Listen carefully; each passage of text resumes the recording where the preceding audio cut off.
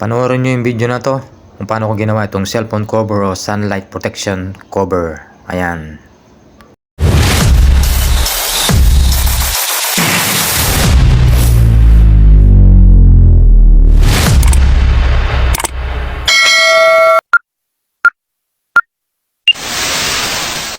Hello mga idol, for today's video, ayan, magdi-DIY nga tayo ng cellphone cover o sunlight protection cover para sa cellphone natin. Ito yung mga need natin na kailangan na gamit.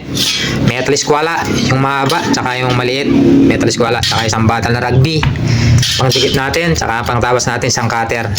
Tsaka isang buong rubber matting na rubber. Ayan, ito siya.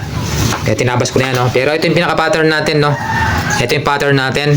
Yung nasa top niya, back, left and right na ano niya, cover, tsaka yung stopper niya para hindi alog-alog yung cellphone. Ayan, abangan ninyo. Paano natin bubuhan yan. So, ayan na. So, ito na, na-assemble na natin. Ayan, di ko na pinakita paano ko na-assemble. Ayan na siya, oh. Ayan. Ayan, oh. Wow. Ayan. Oh. Ayan sa likod niya. Ayan, tatry natin sa CP holder natin. Ayan. So ito na yung CP holder natin. Nagsample lang natin ng cellphone na iba, yung sirang cellphone. Ayan, lalagay natin. Ayan. Pero yung ano natin, yung CP holder natin, Motowolf. Ayan, oh. Ayan, universal naman to mga idol. Sa cellphone lang to. Ayan, oh. Ayan siya. Ayan.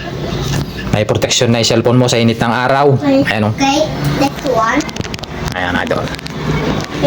Ayan.